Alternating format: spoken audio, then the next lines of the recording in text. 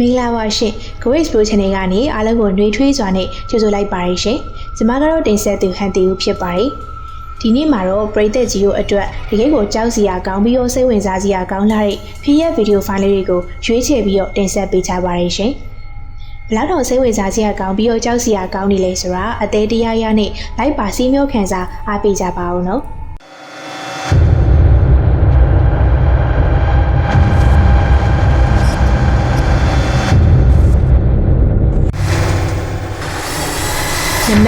It looks back. RS5 Explore Channel က Indonesia တဘာဝလုံးဖြစ်ရဲစုံစမ်းသူချူက Indonesia ဂျာဗာကျွန်းပေါ်ကမထင်ရှားတဲ့တရေချောက်တယ်လို့ဆိုကြတဲ့ထိုင်ယူစေးရုံကိုတယောက်တည်းသွားစုံစမ်းခဲ့ပါတယ်။ဒီစေးရုံကို1933ခုနှစ်တုန်းကဆောက်လုပ်ခဲ့တာဖြစ်ပြီးသူရဲ့280ကျော်သမိုင်းမှာအရန်ထူးဆန်းတဲ့သတင်းတွေထွက်လာခဲ့ပါတယ်။ဒီစေးရုံမှာကုသမှုခံယူနေကြတဲ့လူနာများစွာကဇင်းကြံလမ်းမှာရှောက်သွားနေတဲ့အသက်ကြီးကြီးသူနာပြုတစ်စေတကားကိုမြင်တွေ့ရလိမ့်ရှိရလို့ဆိုကြပြီးတော့စေးရုံထဲမှာအသက်ဆုံးပါသွားခဲ့ပြီးသားလူနာတွေရဲ့ကြောက်စရာပုံရိပ်တွေကိုလည်းမြင်ရလိမ့်ရှိရလို့ပြောကြပါတယ်။တချို့ဆိုရင်အခြားသူတွေမမြင်ရတဲ့နိုင်ငံတွေပေါ်တက်သွားတဲ့သွေးချီရာတွေလိုကြောက်စရာသွေးလန့်ခြောက်ခြားပွေရာတွေကိုကြုံတွေ့ရတယ်လို့တော့ဆိုကြပါတယ်။ထိုင်ယူစေးရုံကို2015ခုနှစ်မှာပိတ်ခဲ့ကြပြီးတော့အဲ့ဒီကလေးကစွန့်ပြေးခံထားရတာပါ။တဘာဝလုံးဖြစ်ရဲစုံစမ်းသူချူကသူရဲ့ဒီစုံစမ်းရေးကိုပရိသတ်တွေကိုဓာတ်ရိုက်ထုတ်လွှင့်ပြသတဲ့အချိန်လက်နေတမီနဲ့သူရဲ့ဖုန်းကလွဲလို့အခြားဘာမှမပါဘဲလုံးဝသူတယောက်တည်းသွားခဲ့တာပါ။ချူကစေးရုံထဲမှာရှောက်သွားရင်းနဲ့ဒီနာဟိုနာကဂျူးဆန်းနဲ့အတန်တချို့ကိုစကြားလိုက်ရပါတယ်။ဒါပေမဲ့အဲ့ဒီအတန်လေးကသူ့ကိုအနှောက်အယှက်ဖြစ်စေပုံတော့မပေါ်ပါဘူး။ဒါပေမဲ့အဲ့ဒီနောက်ပိုင်းချူကဒီစေးရုံမှာ6လက်နေရဲလို့ဆိုကြတဲ့တစေတရေတွေကိုသူတို့ဒီမှာရှိနေလားသိရဖို့မေးတဲ့အခါမှာတော့ဖြစ်ရက်တွေကစပြီးကြောက်စရာကောင်းလာပါတော့တယ်။ Udah, suara-suara saja. Tunjukkan semua ejakulasi kalau memang kalian ada di sini. Lingkau.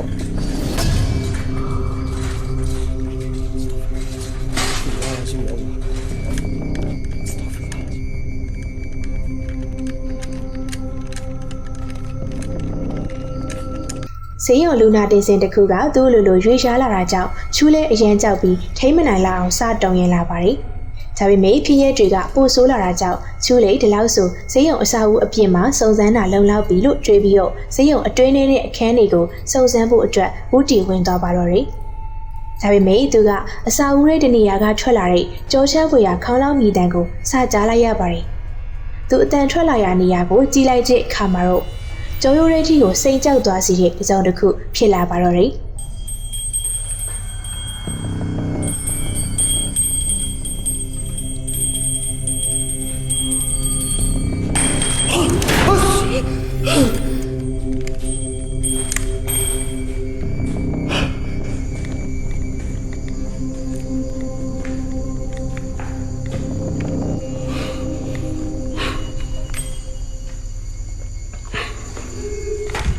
Weh, banyak keklik tak? Ya! Ada, ya Allah, ya Allah. သူရဲ့နောက်ဘက်ကထွက်ပေါက်တကားကစောင့်ပိတ်သွားပြီးတော့ကြောရှမ်းပွေရအတန်တန်ကိုကြားလိုက်ရတာပါ။ဒါပေမဲ့ကြောက်စရာအကောင်းဆုံးကတော့စေးရုံအခန်းတစ်ခန်းလေးကအစုံတစ်ခုကချူးကိုဖြတ်ခနဲချောင်းကြည့်လိုက်တဲ့ပုံစံကိုတွေ့လိုက်ရတာပါ။ချူးလေးကြောက်ပြီးတော့စေးရုံရဲ့နောက်အပိုင်းတစ်ပိုင်းကိုမြမြန်ဦးတီထွက်သွားပါတယ်။ဒါပေမဲ့အဲ့ဒီကိုရောက်တော့လေချူးဆက်လက်စုံစမ်းရင်းနဲ့ဖြစ်ရက်တွေကပိုဆိုးလာပါတော့တယ်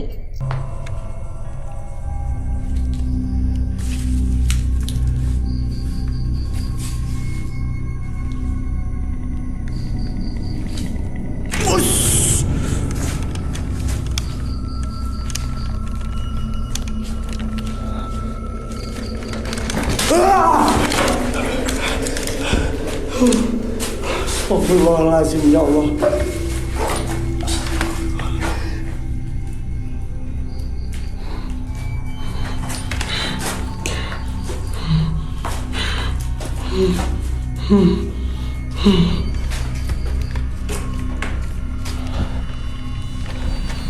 Astagfirullahaladzim. ချူကအခန်းလွတ်တစ်ခုထဲမှာမတက်ရဲနေတဲ့ကြောက်စရာမိန်းကလေးပုံရိပ်ကိုရုတ်တရက်မြင်လိုက်ရတော့တော်လေးကိုလန့်သွားခဲ့ပါတယ်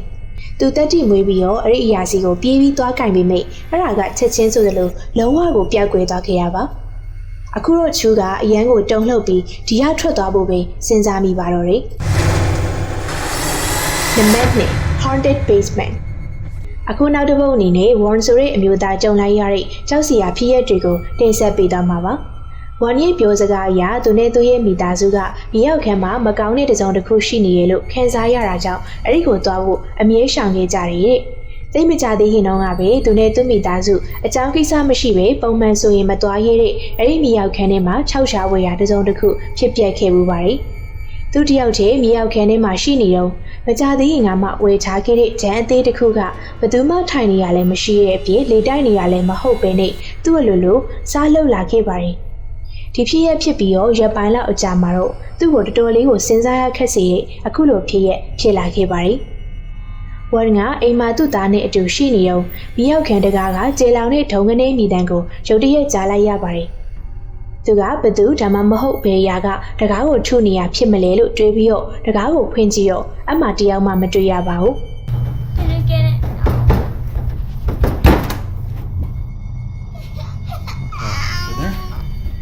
ဒီဖြစ်ရက်ကလေသူတို့မိသားစုကိုတော်တော်လေးကိုလန့်သွားစေမှသိကြပါတယ်ဒါပေမဲ့ဒီဖြစ်ရက်လောက်နဲ့အဆုံးသတ်သွားတာမဟုတ်သေးပါဘူးနောက်ပိုင်းမှာဒီထက်ပိုပြီးတော့ကြောက်စရာကောင်းတဲ့ဖြစ်ရက်ဖြစ်လာတာကိုရိုက်ကူးမိချခဲ့ပါတော့တယ်သူမိဖို့ကြောင့်ထဲမှာပကံနေစေးနေရင်နဲ့မြေရောက်ခဲတကားစီကိုသူ့ခွေးကစဟောင်းပါတယ်သူလဲချက်ချင်းသူ့ဖုန်းကိုကောက်ကန်ပြီးဗီဒီယိုစရိုက်ကူးလိုက်ပါတယ် Go lie down. It's okay. Lie down. Stay. Been doing this all morning and I don't have time for this today. Stop. Hey buddy. I got too much going on. You gotta cut it out. Oh shit. Okay. I'm just gonna set it up with the towels and we'll just let the phone roll.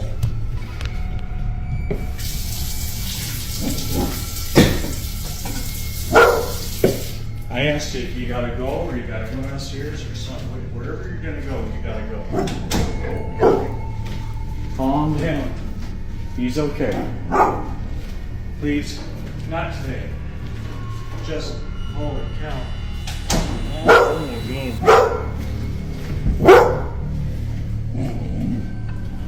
Little buddy. ဝမ်ကအဲ့ဒီအရာကိုရက်လိုက်ဖို့ပြောပေမဲ့အဖြစ်အပျက်တွေကပိုဆိုးလာခဲ့ပါတယ်။မြေရောက်ခန်းတကားကသူ့လိုလိုခဏပွင့်လာပြီးတော့ပွင့်လာတဲ့အချိန်တကားဝါကိုအနီးကပ်ကြည့်မယ်ဆိုရင်တစုံတစ်ယောက်ဒါမှမဟုတ်တစုံတစ်ခုကအမောင်ထဲမှာပေါ်လာတာမြင်ရမှာပါ။အဲ့ဒီပုံရိပ်ကသူတကားကိုလာပိတ်တိုင်းမှာလေရဲမှာပဲပျောက်သွားတတ်ပြီးတော့နောက်ဆုံးတစ်ခေါက်မှာတော့အရေးအကြီးတစ်ခုအဖြစ်တကားနဲ့တော်တော်နီးရဲ့နေရာမှာထပ်ပေါ်လာပါတယ်။ဝမ်နိုမိသားစုတော့အခုလိုမမဲပုံရိပ်ကြီးကိုရိုက်ကူးမိချတာကိုမြင်ပြီးထိတ်လန့်တုန်လှုပ်သွားမှသိကြတဲ့လောက်ပါပဲ။သူတို့တွေကဘသူကမှဒီမီရောက်ခန်းစီကိုဘယ်တော့မှထပ်သွားမှာမဟုတ်တော့ပါဘူးရှင်။ဝမ်စီမှာဒီလိုမျိုးနောက်ထပ်ဗီဒီယိုမှတ်တမ်းတွေထပ်မတင်မချင်းဒီဗီဒီယိုကထူးခြားဆန်းကျင်မှုတစ်ခုအနေနဲ့သာကျန်ရှိနေပါတော့တယ်။ The Method Strange Thing တရက်နေ့လေကင်းအချိန်အမျိုးသားတယောက်ကနှင်းဖုံးနေတဲ့ရုရှားကြီးလက်ဒေသထဲမှာလမ်းလျှောက်နေရင်နှင်းကထူးဆန်းတဲ့ခြေရာတွေကိုစပြီးတတိထားမိသွားပါတယ်။သူရဲ့စုံစမ်းစစ်ဆေးမှုမတိုင်ခင်ရဲတပ်ပတ်အတော်ကြာလောက်ကလေးကသူရဲ့မျိုးတဝိုက်မှာထူးဆန်းတဲ့အမည်မသိအရာတစ်ခုရှိနေရဲ့ဆိုရိတ်ထူးဆန်းတဲ့ကောလာဟာလာတွေထွက်ပေါ်ခဲ့ရပါ။သူကအယုံကြည်မရှိတဲ့သူဖြစ်တာကြောင့်အဲ့ဒီထူးဆန်းတဲ့အရာရှိရဲ့လို့ဆိုကြတဲ့နေရာကိုသွားစုံစမ်းဖို့ဆုံးဖြတ်ခဲ့ပါတယ်။သူစုံစမ်းရင်းသိမကြလိုက်ခင်မှာပဲရှင်းပြဖို့ခက်တဲ့တစုံတစ်ခုနဲ့ထိတ်တိုက်ကြုံလိုက်ရပါတော့တယ်။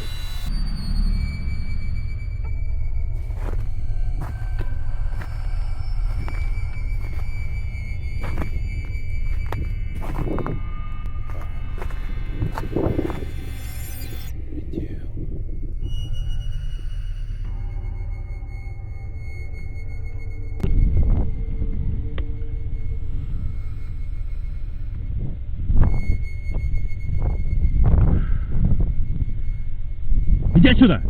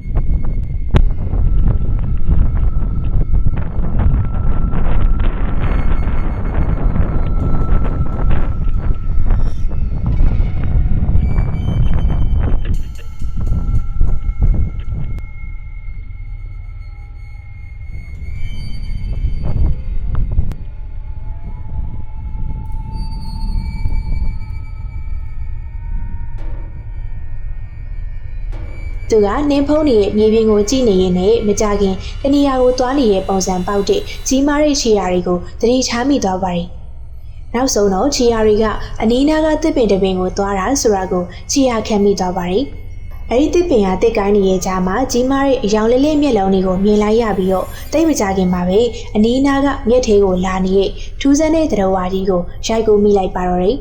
။အဲဒီသတ္တဝါကသူ့အနားကိုဖြည်းဖြည်းချင်းတွားသွားလာနေခဲ့တာပါ။ဗီဒီယိုရဲ့ comment မှာတော့လူအများစုကသူကလူဝင်တကောင်ကိုရိုက်ကူးမိခဲ့ရလို့ယုံကြည်နေကြပါတယ်။ပရိသတ်တို့ရောဘယ်လိုထင်ပါသလဲရှင်။ဆုံးဖြတ်ပေးသွားကြပါဦးနော်။ Number 4 Call on camera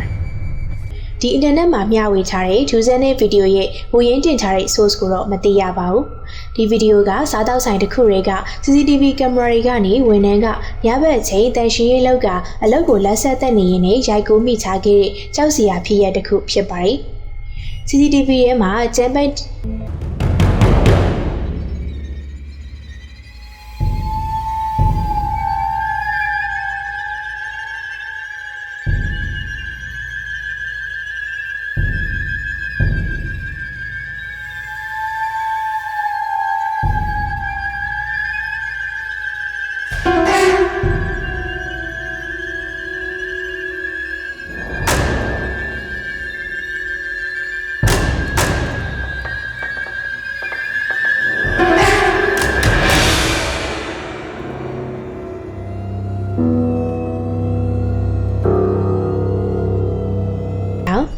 CCTV ရဲ့မှာကျမ်းမြင်တိုက်တဲ့ချောင်းထိထားတဲ့ရေပုံတစ်ခုကသူ့လိုစားတောက်ဆိုင်ကျမ်းမြင်တစ်လျှောက်ရှော်ရည်သွားတာကိုမြင်ရပါတယ်။ဒါပေမဲ့အားလုံးထဲမှာကြောက်စရာအကောင်းဆုံးကတော့မမြင်ရတဲ့အရာတစ်ခုကအားနဲ့စပွဲတို့မိန်းကလေးရဲ့သပင်ကိုခက်ကြမ်းကြမ်းဆောက်ဆွဲခေါ်သွားခဲ့တာပါ။ဘူရင်းတင်ထားတဲ့ source ကိုမသိရတဲ့အတွက်အဲဒီနောက်ပိုင်းဘာဆက်ဖြစ်သွားလဲဆိုတာတော့ကျမတို့မသိရတော့ပါဘူး။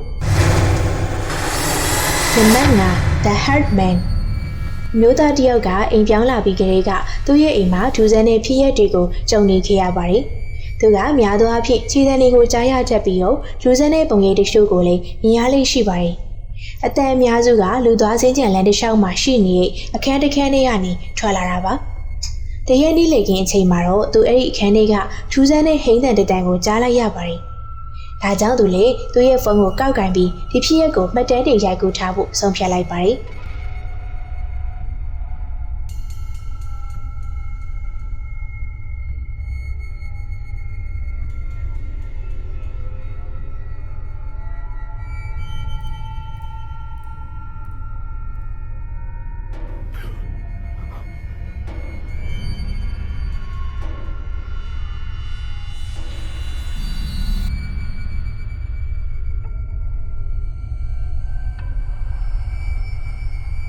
သူကလူသားစင်းညံလန်းတစ်လျှောက်ဖြည်းဖြည်းချင်းသွားကြည့်ရင်းနဲ့နောက်ဆုံးတော့သူအတန်နေကြားနေရတဲ့မှောင်နေရဲ့အခန်းကိုရောက်လာခဲ့ပါပြီ။သူအခန်းထဲကိုဖြတ်ခနေကြည့်လိုက်တဲ့အချိန်အုတ်ထုံးနဲ့မဲမဲပုံရိပ်တစ်ခုကအခန်းရဲ့အလယ်မှာမတက်ရက်နေရကိုအမိအယရိုက်ကူးမိထားလိုက်ပါတယ်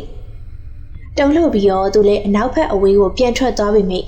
မြန်မဲစိတ်ပြန်တင်းရင်လာတာကြောင့်ဒုတိယအကြိမ်သွားကြည့်ရဲ့အခါမှာတော့အဲ့ဒီပုံရိပ်ကိုလုံးဝမတွေ့ရတော့ပါဘူး။